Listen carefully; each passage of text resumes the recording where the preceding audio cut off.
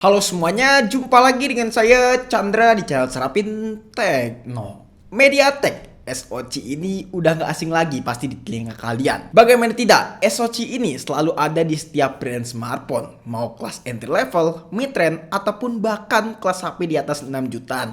Ya, alias flagship. Hingga kemarin yaitu Vivo X90 menggunakan Dimensity 9200 5G. Tentunya dengan langkah ini, MediaTek telah membuktikan eksistensinya sebagai sebuah pabrik SoC yang bukan kaleng-kaleng. Tapi kalian pernah gak sih berpikir bahwa kalau MediaTek dapat menjadi raja SoC dunia? Mungkin bagi kalian hal ini tuh adalah sebuah gimmick ataupun khayalan belakang. Tapi bersama gua, Serapin Tekno, kita akan membayangkan bagaimana MediaTek dapat menjadi raja SoC dunia. MediaTek merupakan pabrikasi semikonduktor terbesar keempat di dunia. Dalam pengembangan dan pembuatan SoC, perusahaan ini berpusat di Haishengqiu, Republik Tiongkok. Sebenarnya sudah banyak sih yang ngebahas tentang mengenai Tiongkok. Entah Republik Tiongkok dari Taiwan atau Republik Rakyat Tiongkok dari Cina. Gue gak bakal bahas di sini karena ini agak sedikit menyinggung geopolitik. Namun di sini kita bakal berfokus kepada pengembangan semikonduktor dan juga perkembangan smartphone. Karena memang rata-rata brand dari Cina menggunakan SoC MediaTek yang berasal dari Taiwan. Oke, gue bakalan balik ke topik utama. MediaTek telah berdiri lama nih, dan pastinya mereka telah meriset pasar selama puluhan tahun. Ya, seperti pabrikasi pada umumnya. Ketika melihat pasar dan meresponnya seperti apa, tapi dengan berbagai masalah dan bentuk solusi yang terlihat dari MediaTek, gue rasa dalam beberapa waktu ke depan kita akan melihat dan mendengar nama MediaTek menjadi salah satu pabrikasi SoC yang dapat menguasai dunia. Bang, apa lu gak ketinggian? Ketinggian dari mana? Mungkin kalau gue kasih data beberapa di bawah ini bisa menggambarkan seberapa seriusnya MediaTek dalam menguasai pasar dunia. Dalam diagram tersebut terlihat bahwa MediaTek menguasai pasar dengan persentase angka menyentuh 35%. Bahkan ini berbeda 4% dengan Qualcomm yang menyentuh di angka 31%. Dan data ini diinput pada kuartal ketiga tahun 2022, yaitu tahun lalu. Bahkan JLQ saja hanya menyentuh 0,1%. Rata-rata pengiriman MediaTek berupa chipset low mid range dengan seri Helio G dan juga Dimensity 700. Lalu ini adalah data pangsa pasar smartphone global berdasarkan chipset yang dipakai. Sejak kuartal kedua 2021 hingga kuartal ketiga 2022, walaupun sempat ada penurunan sejak kuartal ketiga 2021 dan peningkatan secara pelan-pelan nih di kuartal pertama di tahun 2022, MediaTek tetap merajai pasar chipset global loh. Bahkan Qualcomm yang naik turun secara persentase aja belum bisa menyalip MediaTek bahkan di sini ya.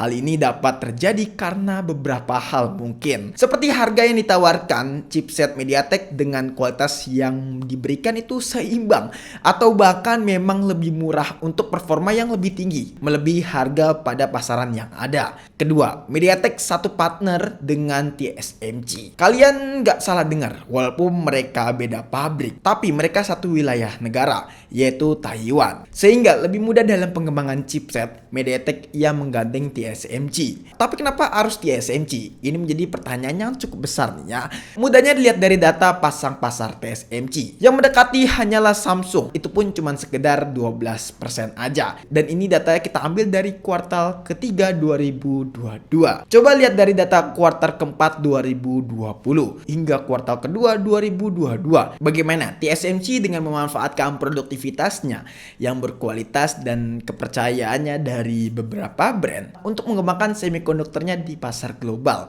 yang mereka dapat selalu di atas 50%. Mungkin di kuartal pertama 2022 turun ke 54%. Tetap saja mereka berkuasa, yaitu TSMC. Bahkan Samsung pun hanyalah dapat mengejar dengan persentase 15% saja. Kalau kalian tahu yaitu AMD, mereka menggandeng TSMC dalam pembuatan chipset untuk dari seri PC dan juga laptop. Jadi wajar aja mengapa MediaTek mempercayai TSMC dalam pembuatan chipset untuk pasar Android.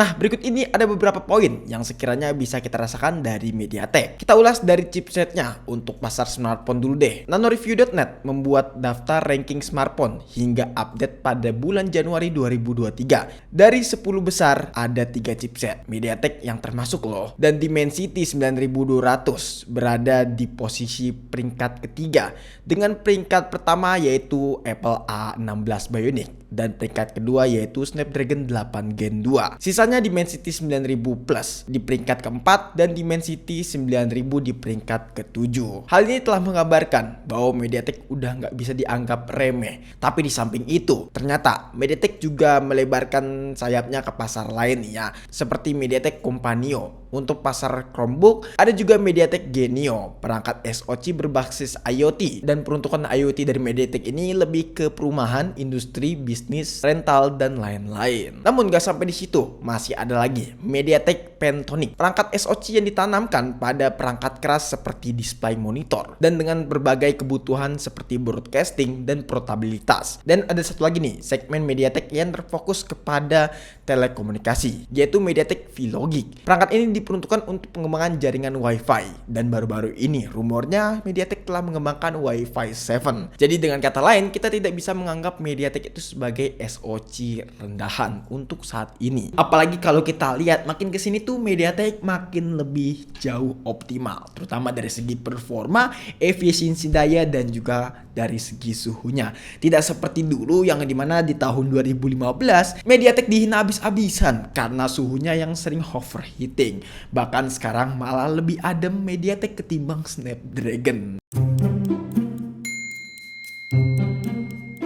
Jadi semuanya itu tidak mustahil bahwa MediaTek bisa menjadi raja SoC dunia. Karena kalau kita lihat percatatan histori dan juga prosesnya, dia itu cukup lumayan panjang. Dan juga MediaTek banyak progres upgradean, apalagi banyak brand-brand smartphone yang sudah menggunakan SoC MediaTek. Bahkan sekelas Xiaomi, Vivo sudah menggunakan SoC MediaTek. Dan juga yang pasti harganya jauh lebih affordable ketimbang Snapdragon. Tapi yang jelas, dengan ambisi MediaTek yang terbilang tinggi dan optimis suatu hari nanti cepat atau lambat, MediaTek dapat membuktikan dirinya sebagai raja SoC dunia.